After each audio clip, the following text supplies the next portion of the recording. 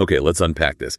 If you've ever, scrolled past the smart home stuff in a store, felt a bit overwhelmed and thought, that looks way too complicated, then yeah, this deep dive is definitely for you. Our mission today, pretty simple actually. We're slicing through all the technical jargon, that 26 minutes of source material on integrations to give you the essentials, what you need to turn your house into a smart home with Google Assistant without pulling your hair out. And the first thing that just jumped out at me, it really shows this isn't some niche tech anymore, is the sheer scale. Google Assistant. It works with over 50,000 smart home devices. 50,000? It's wild. Right. For more than 10,000 brands. Big names, too. That tells you straight away it's not about being locked into one system. It's about seamless control, hands-free. Exactly. And what's really interesting is how the assistant acts like the translator. The brain, sort of. It honestly doesn't care if your lights are Philips Hue, your cameras ring, and, your thermostat's nest. It just links them all under one roof, one interface. That single interface. Yeah, that consolidation. That's the key thing. It means you can ditch juggling like half a dozen different manufacturer apps just to turn things on or off. Okay, getting rid of app clutter. That alone sounds like a huge win. But let's hit that big fear people have starting out. Complexity. Do I need some expensive hub? Rewire the house? Yeah, good question. Our sources were actually pretty clear on this, and the short answer, no. You need surprisingly little. A smartphone, obviously, with the Google Home app. That's essential. And, well, at least one compatible device to control. So no mandatory Google speaker then? Nope. A Nest speaker or display. Sure, it makes the experience nicer, more integrated, but it's not required just to get started. Your phone running the assistant, that's your command center right there. Okay, accessible. That's good to hear.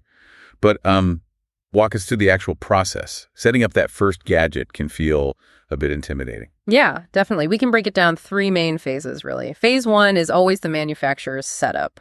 Always. Use their app first. Exactly. Get that bulb or plug working on its own network first. Make sure it's online and happy before you even think about Google Home. Phase 2. That's the integration part. Devices online. Okay. Open Google Home, hit that little plus icon, and just follow the prompts. It'll link the device's service to your Google account. And that linkage gives Google permission to control it. Precisely. That's the handshake moment. Okay, that sounds manageable. But where do people usually, trip up? Step 3, the one people skip. And it's probably the most critical for actually using the system long term.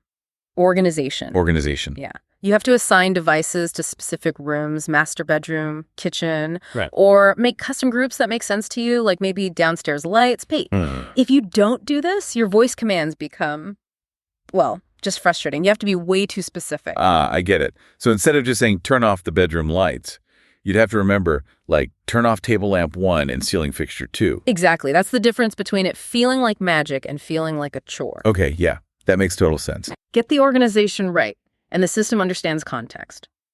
Turn off downstairs. Simple. You can start small. Yeah. Right? Don't have to do the whole house at once. Oh, absolutely. If you're just dipping your toe in smart plugs and smart bulbs, highly recommend the pretty cheap, easy entry points. And they give you that instant wow moment of voice control over lamps or appliances you already own. Easiest way to get hooked. Right, that first aha moment. Yeah. Okay, so you're set up, you're organized. Now the voice commands really come into play. And we should pause here because honestly, for people with mobility challenges or maybe visual impairments, this hands-free control, it's not just convenience, it's genuinely life-changing independence. Absolutely. It's a huge accessibility win. So our sources pointed to 5 main areas where voice commands really shine. Yeah, let's walk through those, starting with lighting control. And it's way more than just on-off. That's just scratching the surface. Right, there's dimming and stuff. Dimming to exact percentages, changing colors. But think about setting scenes, creating a mood, like, hey, Google, make the living room cozy. And bam, the lights shift to a warm, maybe 3000 Kelvin color. Brightness drops to 40% instantly. Cozy mode. I like it. And some lights even do circadian rhythm stuff, automatically changing the color temperature during the day to mimic sunlight. Can actually help with sleep, focus. Wow. Okay. That's smarter than I realized. How's helping your body clock? What about temperature? Too hot, too cold? That's category 2. Temperature control works with your smart thermostats, Nest, Ecobee, Honeywell, those guys. You can say specific things, set the heat to 70, or just be intuitive, make it warmer. And the room organization helps here too. Big time. If you have zones, you can say set the upstairs to 68 and it won't touch downstairs, or just ask, what's the temperature in here? Simple check-in. Okay, third is entertainment control. It's Yeah. probably where most people start, right? Me included. Play Netflix on the living room TV. Easy. Yep. Handles volume, play, pause, skip, searching for stuff. But the kind of hidden superpower here, multi-room audio. Got speakers in different rooms, play jazz in the kitchen, or link them all, play my workout playlist everywhere. Ah, the whole home audio thing. That used to be super expensive, complex wiring. Exactly. Now it's just a voice command, assuming you have the speakers, centralizes everything. Okay, moving on to security. Category 4, home security management. How seamless is this? If I ask to see my front door camera, is there a big delay? And any security risks adding this layer? Good questions. It integrates pretty smoothly with cameras, smart locks. There might be a tiny network lag sometimes, but commands like lock the front door, usually instant. For viewing, asking a smart display, show me the front door, pulls up the live feed pretty quickly. And the risk part. Well, most reputable systems now require things like two-factor authentication. So in many ways, adding the smart layer, managed correctly, can actually be more secure than just a physical key. And the big command is when you leave, arm the security system. Covers everything. Right. And the final category, number 5, you called this the game changer, multi-device routines. Sounds complicated, but you say it's key. Absolutely key. Because a routine isn't just one command, it's a sequence. A single phrase triggers a whole cascade of actions. It kills repetition. Like the good morning one. The classic. Say good morning, and maybe it turns on your bedroom lamp and the kitchen lights, reads your calendar appointments and the weather, starts the smart coffee maker, and plays the morning news briefing. Wow. All from 2 words. Think about the 5 minutes of fiddling that saves every single morning. It does sound amazing. But, okay, real world. What if one part fails? Like the coffee maker's offline. Does the whole thing just stop? Good point about reliability. Usually, no. If one device in the chain fails coffee makers offline, say the assistant typically notes the failure but keeps going with the rest of the routine. Okay, so it doesn't just crash. Right. It doesn't usually halt the whole show, which is good for keeping things flowing. And the beauty is you customize these routines for anything waking up, leaving, coming home, bedtime, whatever you need. Routines are great for things we actively start. But let's shift gears to automations. This feels like the real magic where the house just does things for you in the background, based on time or where you are. Exactly. That's the crucial difference. Routines. You trigger them with your voice. Automations. The system triggers them based on data, time, sensors, your location. And the benefits here are real. Oh yeah, tangible benefits, Yeah. especially energy-saving automations. Simple example. Lights turn off automatically if a room sensor hasn't detected motion for, say, 10 minutes, or the thermostat adjusts itself down when the house is empty. Does that actually save much? The sources suggested many people see real savings, like 10 to 15% reductions in energy costs, just from cutting out that background waste automatically. 10 to 15%? Wow, okay, that's significant. Is that just because it stops us forgetting, or is there some intelligence there? Bit of both. It definitely handles the forgetting part. But some systems, like learning thermostats, actually figure out how long your house takes to heat or cool and optimize the schedule based on that. So, yeah, some intelligence too. And then there's security automations, using those location triggers we talked about. All right, you mentioned location triggers, geofencing. Could you just quickly explain what that is for someone new to this? Sure. Geofencing. Think of it like drawing an invisible circle around your home on a map, maybe a few blocks wide. When your phone, which the system knows is yours, crosses that invisible line, either leaving or entering, it triggers an action. Got it. Digital perimeter. Exactly.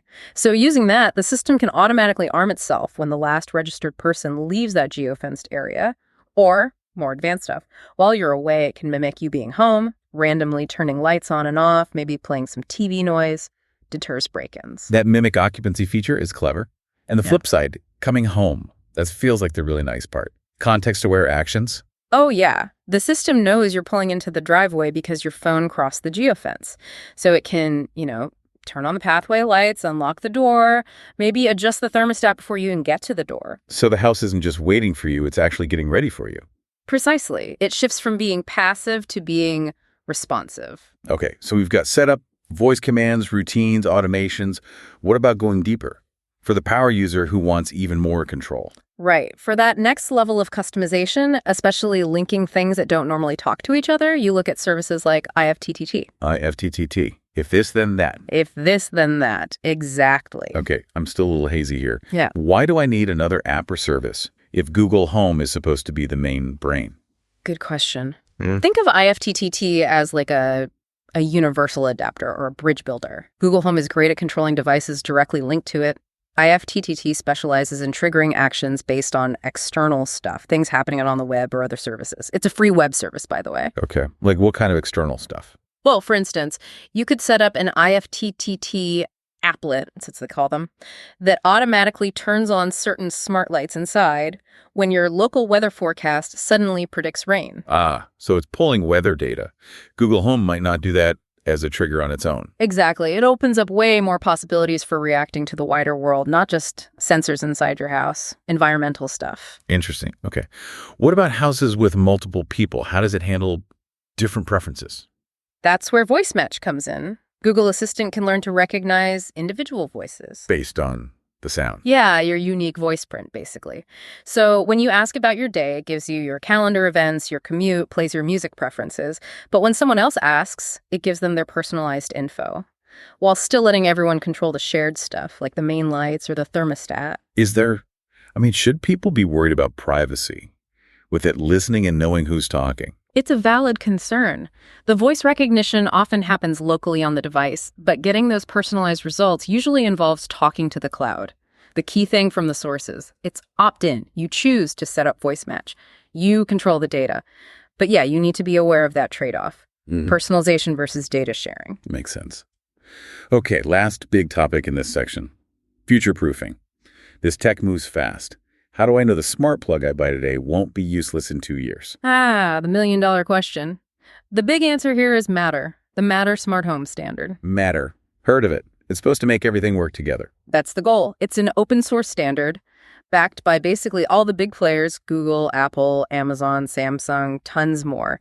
It's designed specifically to kill those compatibility headaches, to make sure devices from different brands just work together reliably now and in the future. So buying a Matter certified device is like insurance. Pretty much. It's the best bet right now for ensuring your investment lasts and doesn't lock you into one company's ecosystem if they suddenly change direction later on. Okay, good to know. Look for the Matter logo. Definitely.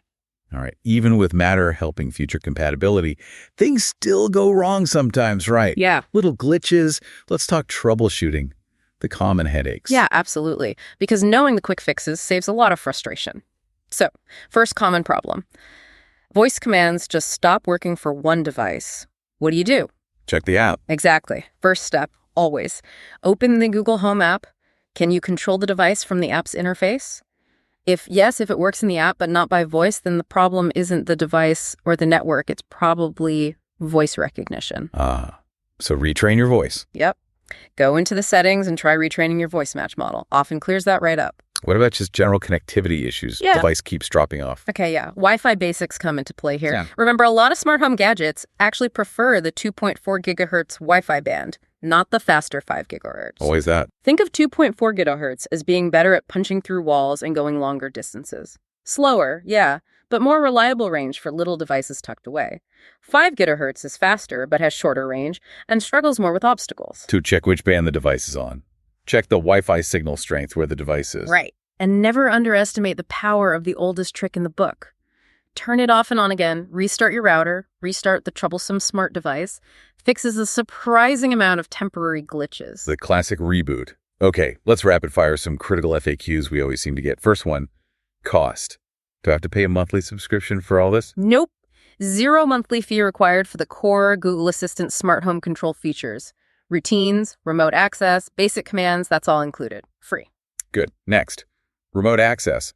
I'm on vacation across the country. Can I still adjust my thermostat back home? Check my cameras? Absolutely. As long as your phone has internet and your home internet is working, you have full remote control through the Google Home app. No extra hardware needed. No subscription fees for that core function. Okay, but the big one for reliability. What if my internet at home goes out? Complete outage. What happens then? Yeah.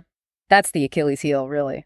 Since most of the thinking, the voice processing, coordinating devices happens in the cloud, Google Assistant mostly needs that internet connection. So if the internet's down, Voice control is gone, Right. remote access is gone, most routines and complex automations will fail.